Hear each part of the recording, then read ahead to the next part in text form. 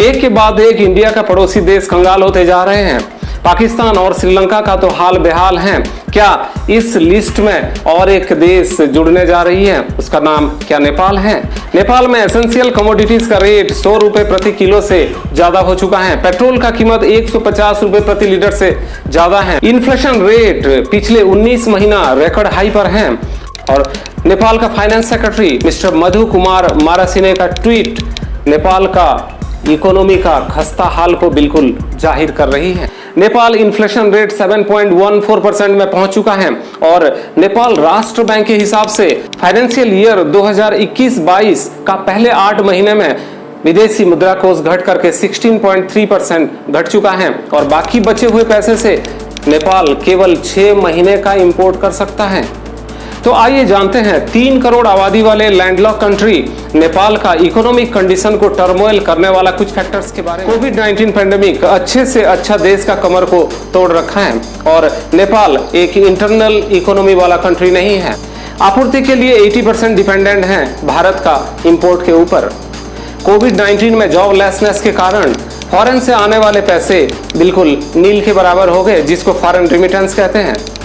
Nepal Rastra bank के हिसाब से एक्सपोर्ट के मुकाबले इंपोर्ट 70% बढ़ गया और जिससे फॉरेक्स रिजर्व 18.5% से गिर गया। टूरिज्म सेक्टर जो टोटल फॉरेक्स रिजर्व का 5% कंट्रीब्यूट करता है, कोविड-19 के कारण 80% घट गया। नेपाल कुल इंपोर्ट का 14% पेट्रोलियम प्रोडक्ट्स खरीदने में लगा देता है और रसिया यूक्रेन वॉर की वजह से पेट्रोलियम प्रोडक्ट्स का कीमत बहुत ज्यादा बढ़ गया, जिससे फॉरेक्स रिजर्व बहुत जल्दी खाली होने लगा। पेट्रोल डीजल के कॉस्ट में उछाल के कारण महंगाई बढ़ते गया क्योंकि ट्रांसपोर्टेशन कॉस्ट बढ़ता गया। नेपाल के बैंक्स में भी लिक्विडिटी क्राइसिस होने लगा। बैंक्स 11.3% इंटरेस्ट रेट देने के लिए तैयार हैं, लेकिन लोग बैंक्स में पैसे जमा करने से डर रहे हैं। बैंक्स पैसे की कमी के कारण हाई इंटरेस्ट रेट में लोन्स देता गया और बोरोअर्स उसको चुका ही नहीं पाए। ये तो थे एक्सटर्नल रीजंस। अब जानते हैं नेपाल का इंटरनल रीजन, जिसके वजह से लॉन्ग टाइम से नेपाल की इकोनॉमी को दीमक की तरह बर्बाद करती जा रही है। हैरान हो जाएंगे काठमांडू का जमीन का कीमत सुनकर के। एक छोटी सी कंट्री और वहां का 33 स्क्वायर मीटर की जमीन की रेट है 90 मिलियन रुपीस।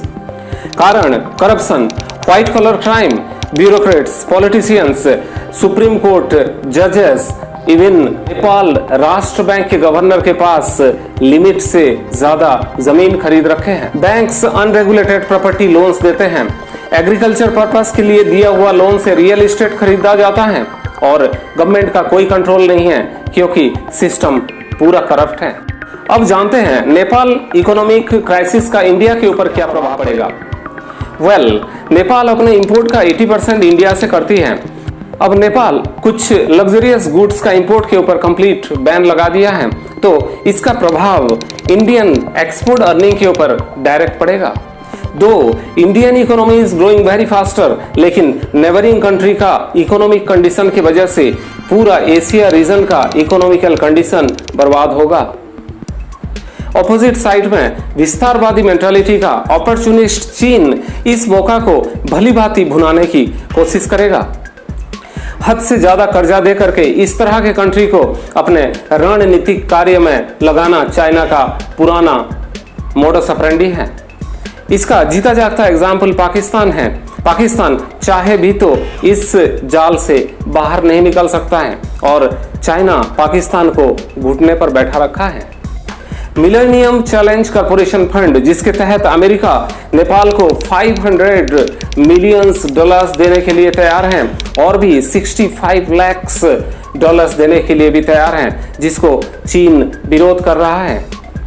चीन नेपाल को भारी भरकम लोन देने के लिए तैयार है, लेकिन अभी तक नेपाल चीन का इस जाल में नहीं फंसा है। हाल ही में चीन फॉरेन मिनिस्टर वांग यी नेपाल विजिट किए थे, तो क्या भविष्य में नेपाल चाइना का इस डेब्ट वाला जाल में फंसेगा? क्या नेपाल इस फाइनेंशियल क्राइसिस से भविष्य में बाहर निकल पाएगा? कमेंट्स के माध्यम से बताइएगा।